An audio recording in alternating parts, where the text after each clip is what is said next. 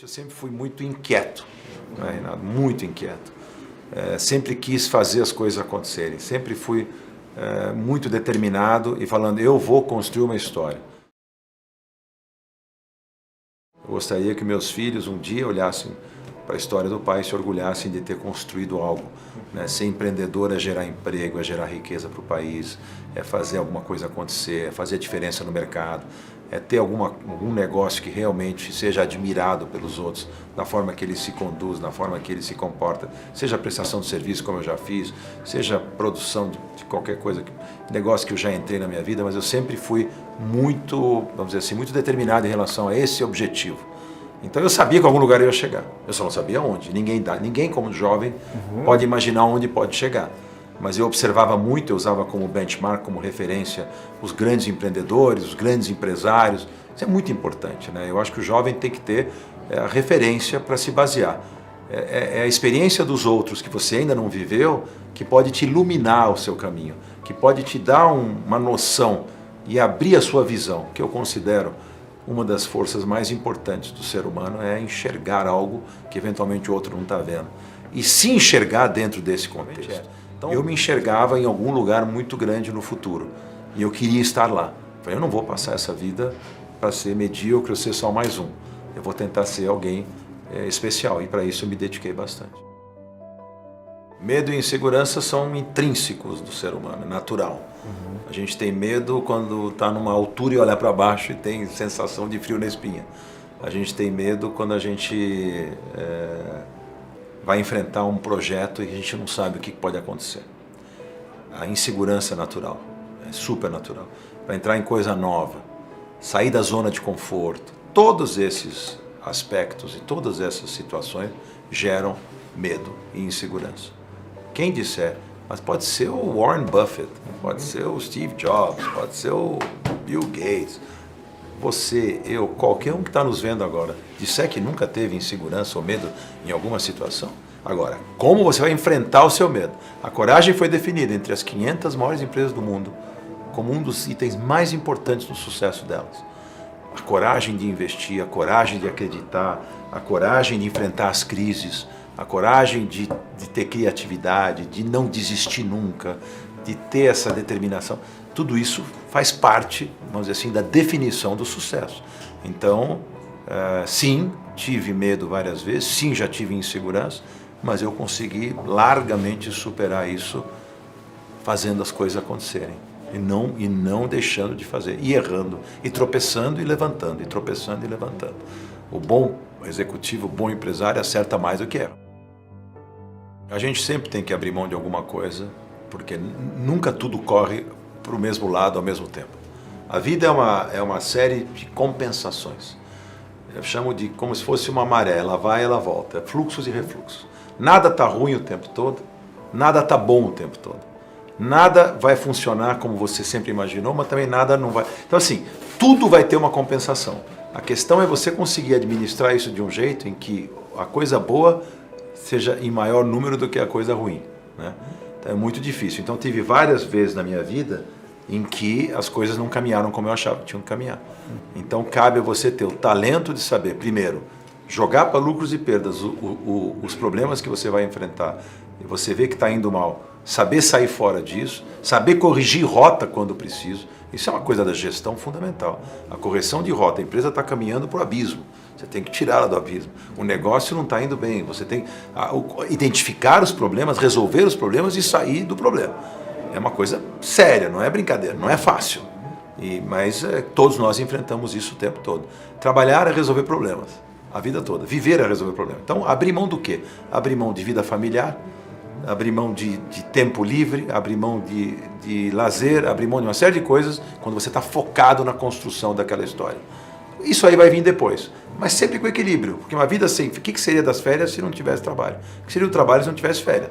Se eu ficar só trabalhando e não tiver, a minha mente também vai se cansar e a minha produtividade vai cair. Eu preciso ter também o momento do lazer, o momento do descanso, o momento da família, senão nada vai funcionar. Então este equilíbrio que a pessoa tem que buscar. Mas a gente abre mão de muitas coisas em prol de outras. Isso é um fenômeno que atinge a todos. É difícil você elencar quais são as atitudes, é uma série de coisas. Tem uma série de características que, na minha opinião, as pessoas têm que ter. Algumas nós já comentamos aqui. Essa primeira é a determinação, a visão, o foco. Você focar naquilo que você quer ir buscar. Se aqui, você não desviar a atenção, você realmente acreditar, você ter coragem. Essas são as coisas que você precisa. Ah, mas eu não tenho capital. Vai buscar. Ou tenta fazer sem capital, tenta gerar o capital, tenta fazer... Ah, mas eu pulo, mas eu não... mas sempre o né? Ó vida, ó dor, não dá. Tem que ser um eterno otimista. Trabalhar no Brasil, que é um país que o ambiente para o empreendedor é hostil o tempo todo, muito difícil, onde as regras não são claras, onde a lei muda da noite para o dia, onde os impostos são os mais avassaladores da história da humanidade, onde nós temos um sistema político-econômico que interfere no mundo dos negócios demais, onde tem assim, burocracia ao excesso, abrir uma empresa é complicado, fechar uma empresa é complicado. Então assim, você trabalhar num ambiente como esse, se você não tiver muita determinação, se você não tiver muita paciência, se você não tiver muito foco e muita vontade, você vai perecer antes da tua empresa nascer. E você que é empresário, tem muitos negócios, você sabe disso, como é difícil enfrentar isso. E por isso que o brasileiro se tornou dos empresários mais flexíveis, mais criativos do mundo. Todo mundo quer ter executivo brasileiro, porque a gente opera num ambiente que antes era um ambiente inflacionário. Raramente, agora recentemente tivemos um ambiente com juro baixo, inflação baixa. Isso o Brasil nunca viveu. Nunca, desde que eu sou empresário, desde que eu me conheço por gente. Então, eu estou citando isso para entender um pouco. Esse universo que a gente habita como empresário, ele é complexo demais para que a gente não esteja criativo e consiga sobreviver nele. É muito difícil para o Brasil. Mas é um país que tem riquezas naturais, é um país que tem um povo criativo, tem um mercado gigante, então tem tudo para poder crescer desde que fôssemos bem administrados. Tem uma série de aspectos que podem estar errados. Ele pode estar no mercado competitivo demais, errado, e ele está agindo errado.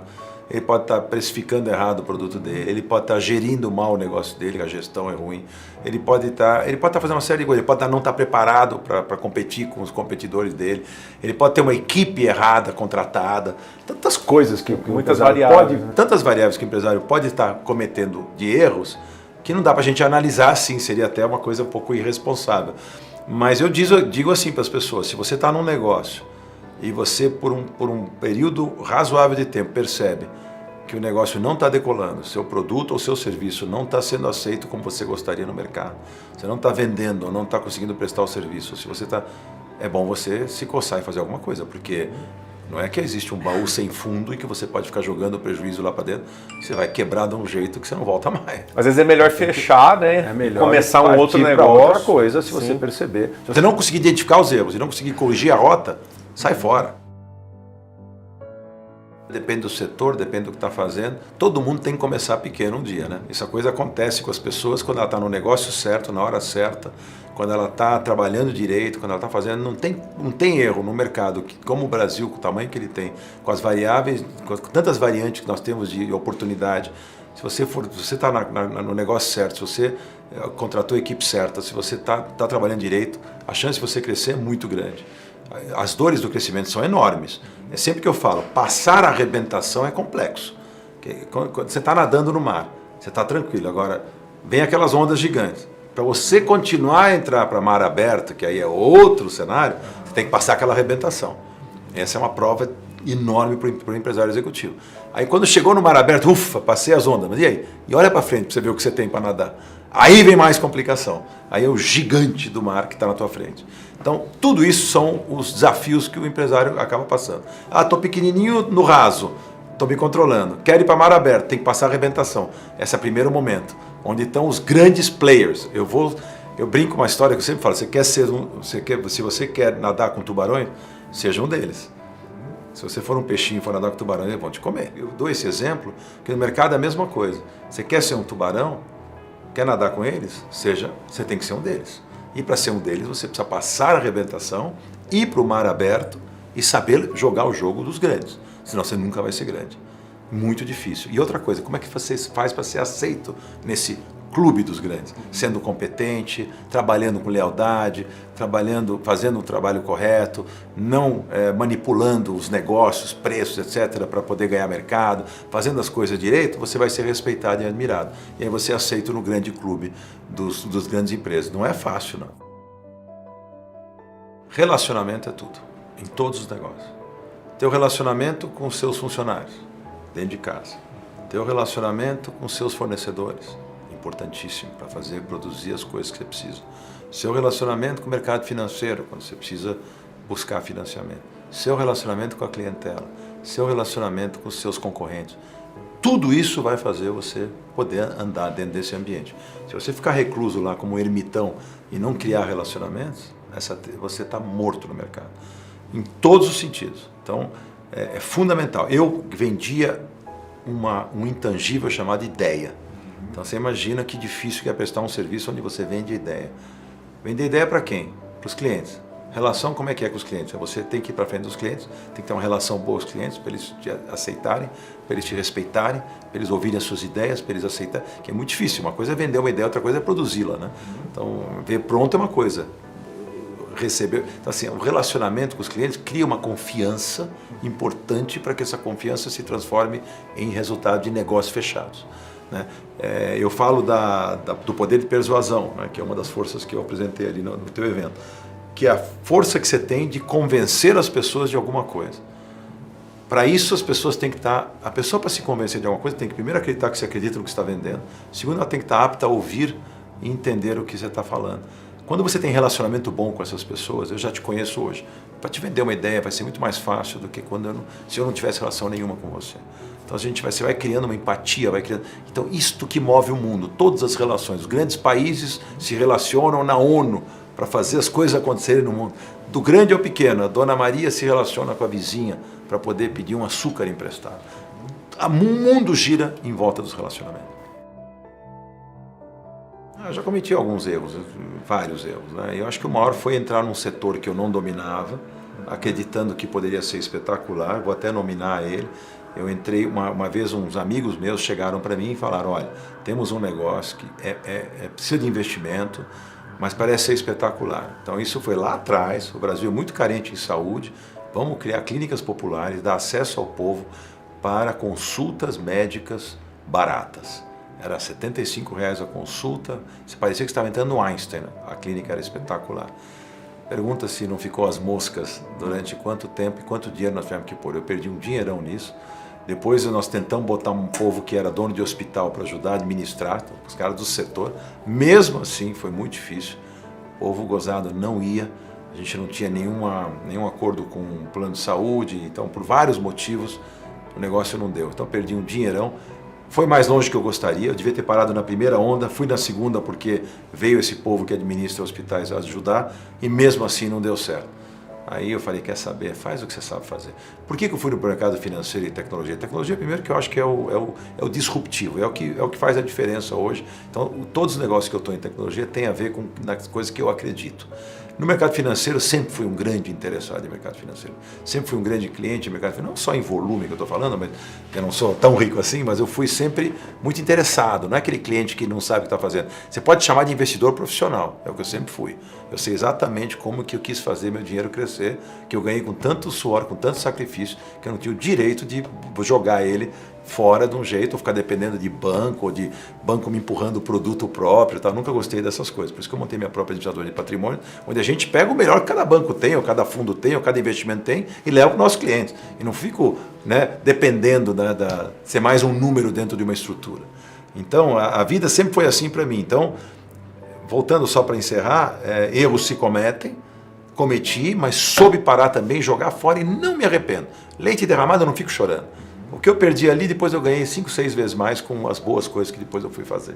É assim que eu tenho que olhar. Olha, primeiro que eu procuro pessoas que sejam fora da curva de inteligência, né? Então as pessoas que... Eu brinco que a Einstein falava, né, que a criatividade é a inteligência se divertindo. Pessoas criativas, que conseguem pensar fora da caixa, grandes, rápidas de raciocínio. Eu gosto de gente rápida, eu gosto de gente... E aí, principalmente, desse lado, esse é o lado, vamos dizer assim, de características da pessoa determinada, lutadora, brigadora, faca na boca, sangue nos olhos. Eu gosto disso, eu prefiro empurrar, segurar um louco do que empurrar um bobo, né? Eu adoro essa frase, não é minha, mas eu adoro a frase. Então, assim, procuro gente assim, tá? Com muita ambição, mas não é aquela ambição que passa por cima, que puxa o tapete dos outros, não, porque aí vem o caráter. Pessoa com caráter, pessoa correta, pessoa com ética, pessoa que saiba entender o que é o mundo de hoje, como é que funciona o mundo de hoje, né? Nós estamos falando em ESG, estamos falando de um monte de coisa acontecendo hoje. Então, tá fácil achar uma pessoa com todas essas características, não é fácil. Mas pelo menos boa parte delas eu gosto que a pessoa tenha. Então, os meus sócios são pessoas que eu vejo muito assim, por isso que eu escolhi poucos e bons sócios que tocam os negócios hoje, para que a gente possa fazer a diferença no mercado. O mercado é muito competitivo, rápido, dinâmico, difícil. E se você não tiver diferença, fizer a diferença, você vai sucumbir rapidamente. A grande maioria falha. Escreve o que eu estou falando, pode ter certeza disso. Pelo menos no Brasil, as pessoas são um pouco interessadas, não estudam quando deveriam, entendeu? Então a gente tem uma carência, a gente tem muita gente inteligente, o mercado financeiro principalmente tem muita águia, o Brasil é bom para burro em vários setores, mas tem muita oportunidade e tem muito, assim, o que eu falo, ser honesto no Brasil não é difícil porque a concorrência é pequena, né? Também estou exagerando dizer que a grande maioria do povo não é desonesto, a gente tem um povo de boa índole, mas tem muita gente malandra e que a gente abre os jornais e vê as notícias todos os dias, a gente fica de cabelo arrepiado de quanta porcaria que eles fazem. Se usassem a inteligência que eles tentam usar para o mal, para o bem, eles iriam muito melhor. Não, aqui se faz, aqui se paga. Não tem como escapar. Você engana alguns por algum tempo, mas não muitos por muito tempo. Então você tem que ser correto no que você faz. Não adianta querer ir pelo caminho mais curto. A gente tem uma vida só para viver. Lembra que eu dei o exemplo do Vittorio Gassman, grande ator da minha época? Ele falava, se eu tivesse como numa peça de teatro, eu pudesse ensaiar e depois viver a peça. Não tem como ensaiar a vida. O que a gente tem de defesa? Eu moro numa cidade como São Paulo, é poluída. O que eu posso fazer? Ou eu mudo para uma montanha lá em Campos do Jordão para respirar ar puro, ou eu vou ficar aqui, não tem jeito. Bom, então isso aqui eu não tenho defesa, eu tenho que respirar esse ar. Já moro num bairro com ar um pouco melhor, que é o Morumbi, que é um pouco melhor. Agora, eu prezo a minha saúde, eu quero estar vivo o máximo, eu amo a vida. Eu acho que todo mundo, de uma certa forma, gosta de viver. Não conheço poucos que dizem, eu quero morrer, ninguém vai falar isso. Se eu amo a vida, que defesa eu tenho na minha vida? Qual a defesa que eu tenho na minha vida? A defesa que eu tenho na minha vida é o que eu ponho para dentro de mim. É se eu faço exercício, se eu não faço, se eu uso droga, se eu não uso, se eu bebo álcool, se eu não bebo. Então, assim, meus hábitos sempre foram saudáveis. Eu tenho 66 anos, faço check-up todo ano e, por enquanto, estou ganhando o jogo. Não estou infalível. Agora, qual a minha chance de viver até os 100 anos? É muito maior do que quem viveu vida sedentária. Não faz exercício, bebe álcool, fuma cigarro, usa droga. O corpo aguenta quando você é jovem todas essas pancadas, só que a fatura vem lá na frente. Como vem a fatura da desonestidade. Pode fazer um monte de golpinho agora, tá feliz dormindo em casa, uma hora te pegam. Entendeu? Então, sempre tentei ser muito correto com tudo que eu faço, isso me deixa dormir tranquilo. E por outro lado, cuidei muito bem da minha saúde. Não estou isento. De novo, mas um dia, Deus me livre, acontecer. Pode acontecer. Mas teria acontecido talvez, eu tive um câncer, mas podia ter tido antes se eu não tivesse me cuidado. Tive só depois. Então sempre essa história da estatística, eu sempre fui muito estatístico, né? Então se você não faz certas coisas, a chance de você não ter outras coisas é muito maior. Na história do avião, eu não vou entrar em um avião antigo, num helicóptero velho, não vou porque ou com um piloto só, se o cara passar mal, o que acontece? Mas é raro. É raro. Mas pode acontecer. A brincadeira é assim da estatística, a chance de um avião cair é muito pequena, é um raio cair na tua cabeça. Uma em 10 milhões ou em 20 milhões. Do avião, bem cuidado. Do avião mal cuidado, cai para 1 em 1 milhão. Ainda é pequena? 1 em 1 milhão é pequena. Mas onde você prefere sentar quando você está decolando? 1 em 20 ou 1 em 1? Então é assim, cada um tem sua escolha. Então eu não vou pular no bungee jump. Mas é seguro. O problema é teu, então vai lá e pula. Eu não vou pular de paraquedas. Mas as pessoas amam, é uma sensação incrível. Possa ter, eu não quero. E se não abrir aquele troço? Mas você fica neurotizado com essas coisas? Não. Não é neurose de ficar o tempo todo, mas é um estilo de vida, é o cuidado com aquilo que eu ganhei de alguém, ou da natureza, ou da vida, que é a vida que eu ganhei há 66 anos atrás, que meus pais me trouxeram para o mundo. Eu estou tentando estar mais próximo possível de filhos e netos até onde eu puder. Para mim isso é um objetivo, como se fosse um business. E esse objetivo se cumprir, como numa boa empresa, boa gestão, eu faço uma boa gestão daquilo que eu tenho de maior patrimônio, que é o meu corpo.